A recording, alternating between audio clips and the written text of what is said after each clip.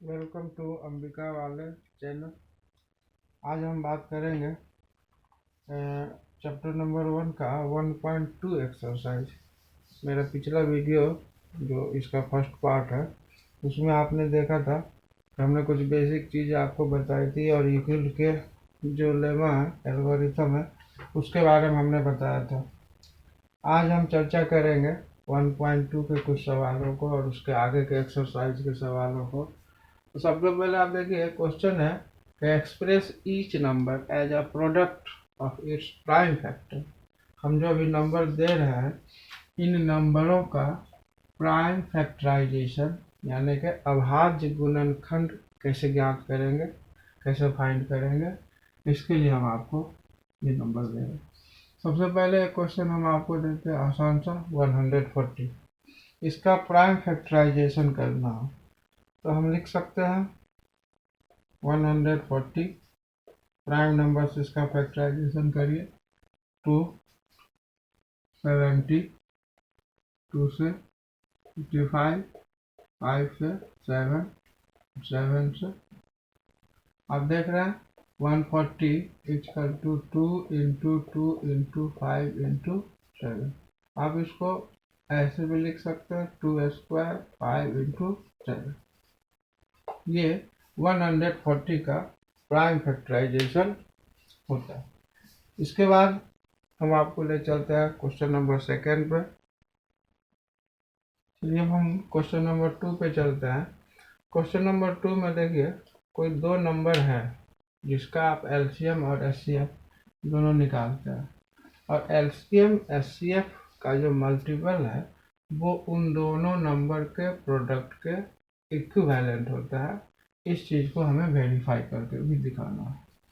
LCM निकालना है, HCF निकालना है, और फिर LCM into HCF equal to product of two number, यानी कि किसी संख्या का एलसीएम एचसीएफ जो है दो नंबरों का, वो उसके संख्या के मल्टीप्लाई के बराबर होता है। यही चीज़ आपको यहाँ पर शो करना है। तो हम एक क्वेश्चन आपको देते हैं आसान सा। पहला क्वेश्चन है 26 एंड 91। 26 और 91 का हमें एलसीएम भी निकालना है, एचसीएफ भी निकालना है। एलसीएम निकालने के लिए इसका प्राइम फैक्टराइजेशन करिए। 26 प्राइम फैक्टराइजेशन करते हैं 2 से 13, then 13 and 13, यानी 26 इक्वल टू 2 इंटू 30 लिख सकते हैं। उसी तरीके से 91, इसका भी प्राइम फैक्टराइजेशन आप करिए। 91 का करते हैं 7, 13 राउंड में, 13 1 राउंड। देन आप लिख सकते हैं 91 इक्वल टू 7 इंटू 30। अब यहाँ से आप एलसीएम भी कर सकते हैं, एचसीएफ भी कर सकते हैं। एलसीएम आपको करना हो तो आप लिखेंगे पहले एलसीएम ऑफ 26 एंड 91, 26 और 91 का एलसीएम। एलसीएम में क्या होता है कि ये जो आपने प्राइम फैक्टर किया, इन दोनों में जो नंबर दोनों में मैच हो रहा है उसको आपको एक बार लिखना है, और जो नहीं मैच हो रहा है उसको भी आपको एक बार लिखना है। इसमें देखिए 2 है, इधर में कहीं 2 नहीं है, लिखना पड़ेगा। उसके बाद इसमें 7 है, इसमें 7 नहीं है, बावजूद लिखना पड़ेगा। इसमें 13 है, इसमें भी 13 है, यानी 13 को दो बार नहीं लिख के एक ही बार लिखना है। जो मैच कर जाए उसको एक बार लिखना है। इस तरीके से 2 7 31, इसको आप मल्टीप्लाई कर देते हैं, या नहीं भी करता है मल्टीप्लाई कर देंगे आपको आ जाएगा 182।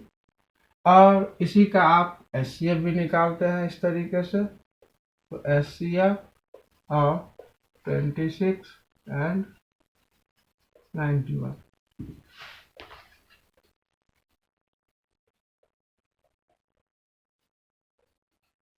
एचसीएफ में थोड़ा सा टेक्निक चेंज है। एचसीएफ में क्या होता है कि दोनों का जो आपने प्राइम फैक्टराइजेशन किया, इन प्राइम फैक्टराइजेशनों में जो नंबर दोनों में मैच कर रहा है वही नंबर आपका एचसीएफ कहलाता है, और वो नंबर है 30। इस तरीके से आप देखिए एलसीएम 182 और एचसीएफ 30। अब इसका हमें वेरीफाई भी करना है। वेरीफाई के लिए आपको यह फॉर्मूला बताया जा रहा है कि LCM into HCF product of two number. अब आप ये फॉर्मूले में रख दीजिए एलसीएम इंटू एचसीएफ, ये इक्विवेलेंट होगा किसके, प्रोडक्ट ऑफ टू नंबर के इक्विवेलेंट होगा। एलसीएम आपका है 182 और ये है 30, जबकि आपके नंबर है 26 और 91। अब आप इन दोनों को मल्टीप्लाई करके देखेंगे तो आपको बराबर इक्विवेलेंट आए। इसी को आपको प्रूफ करना है, हेंस वेरीफाइड।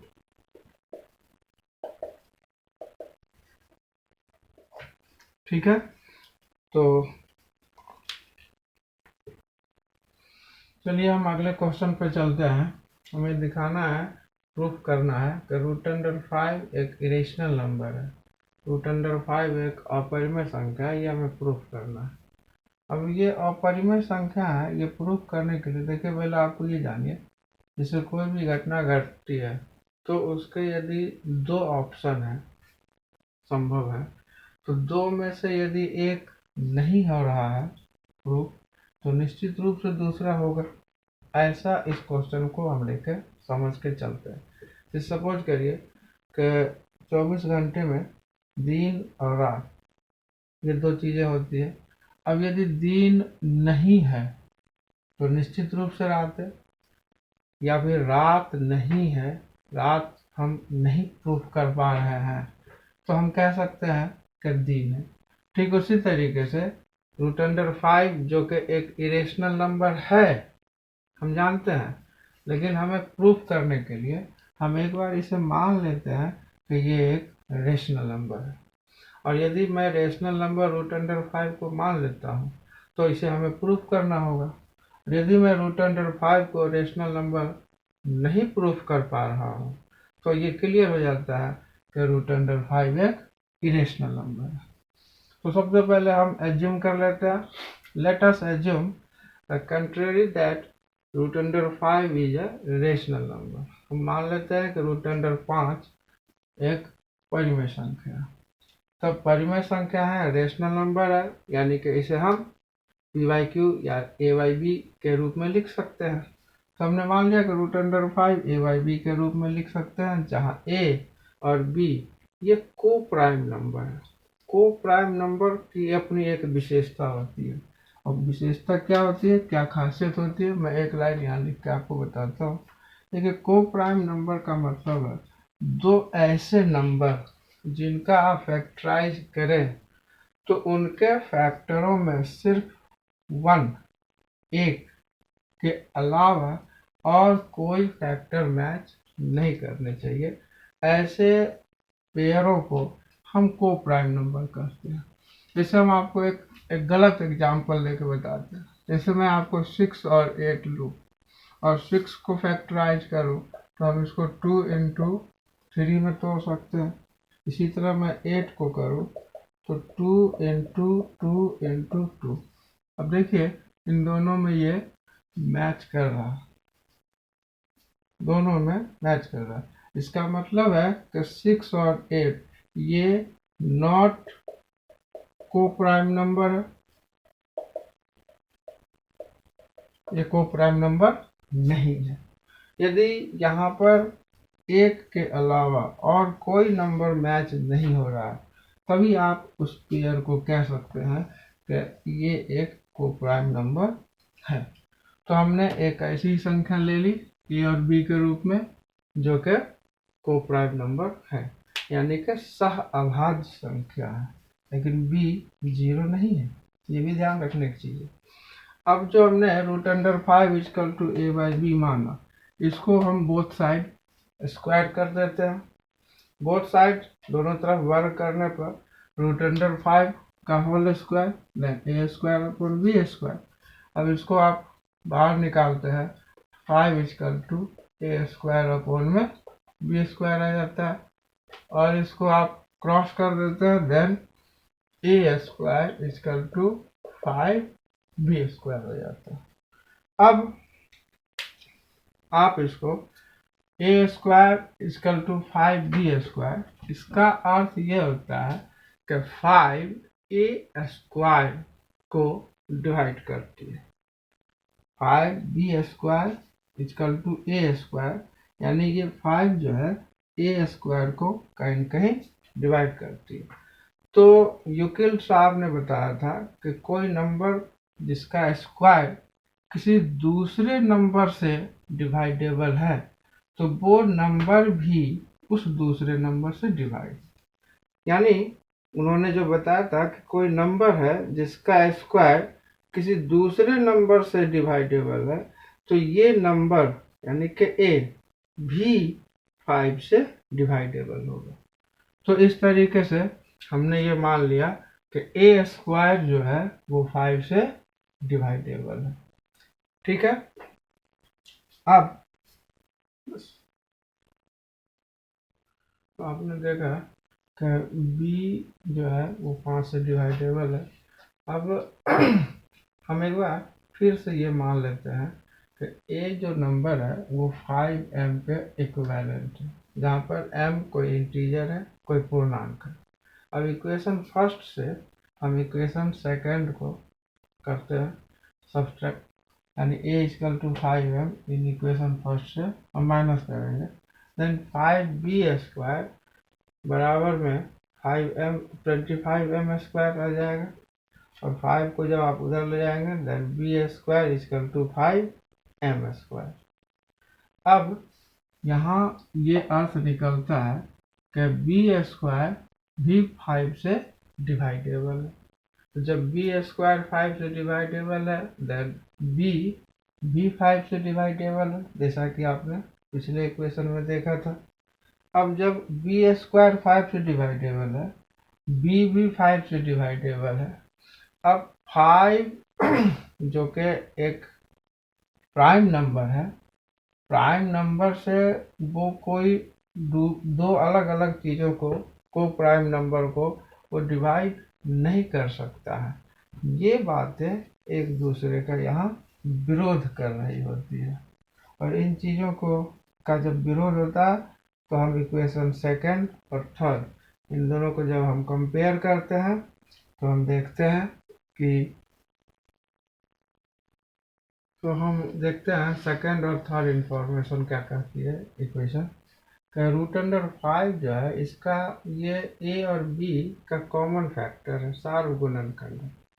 कॉमन फैक्टर अभी हमने आपको बताया कि को प्राइम नंबर का मतलब क्या होता है। यदि ए और बी ये दोनों को प्राइम नंबर है तो ए यदि किसी नंबर को डिवाइड कर रही है तो बी उसी नंबर को के फैक्टर को डिवाइड नहीं कर सकती है, इसका ये अर्थ होता है। तो आपने देखा कि ए पहले इक्वेशन में कि ए 5 को डिवाइड कर रही है, फिर आप ये भी देख रहे हैं कि बी भी 5 को डिवाइड कर रही है। तो ये दोनों चीज़ें संभव नहीं हो सकती, या तो को प्राइम नंबर नहीं हो सकता या फिर रूट अंडर 5 एक रेशनल नंबर नहीं हो सकता।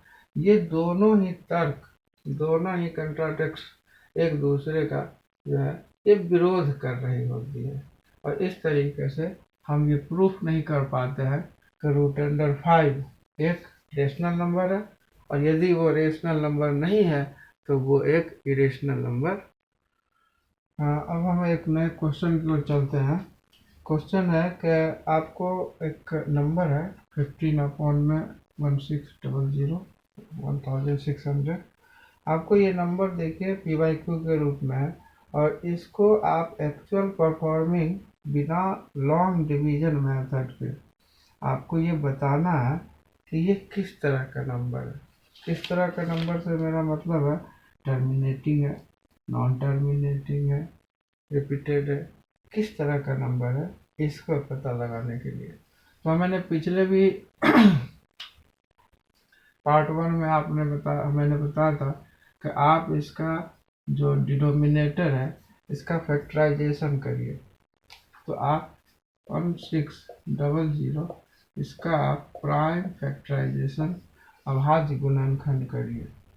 अभाज्य गुणनखंड करेंगे 2 से 800, 2 से 400, 200, 200, 250, 225, 5 एंड। अब देखिए 15/1600 इसका प्राइम फैक्टराइजेशन करते हैं तो 2 1 2 3 4 5 6 इंटू 5 स्क्वायर।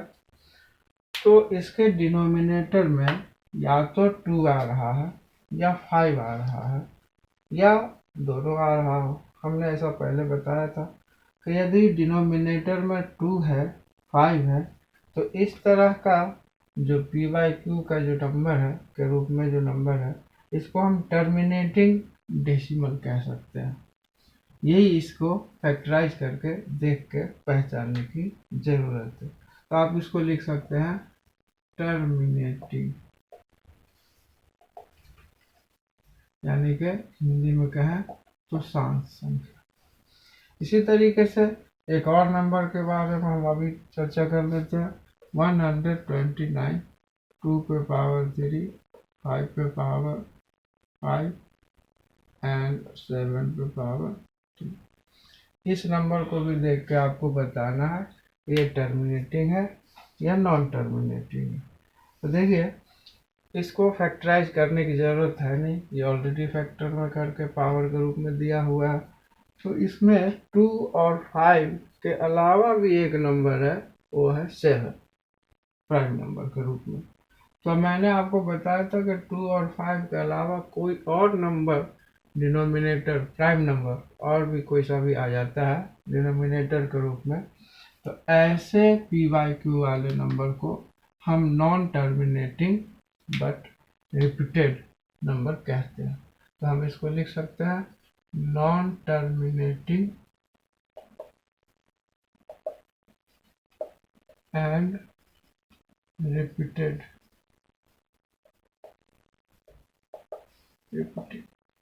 यानी हिंदी में कहा जाए तो अनवसानी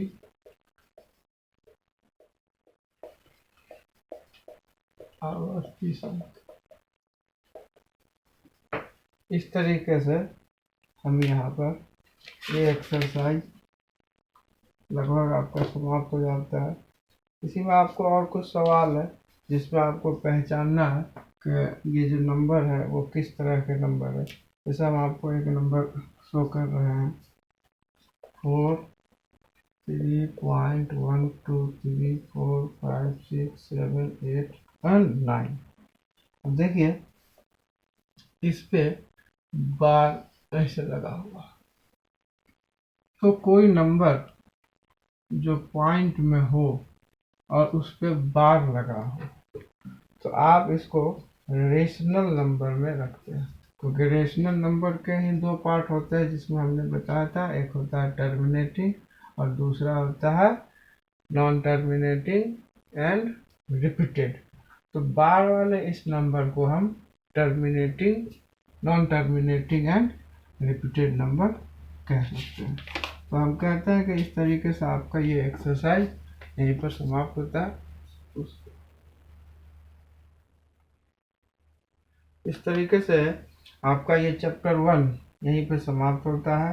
अगर आप लोगों को ये वीडियो पसंद आए तो कृपया लाइक, शेयर और सब्सक्राइब ज़रूर करिए। किसी भी प्रकार का कमेंट्स हो तो कृपया कमेंट्स बॉक्स में अवश्य लिखें। आपके सारे परेशानियों को हम दूर करने की कोशिश करेंगे। Thanks for watching. Thank you.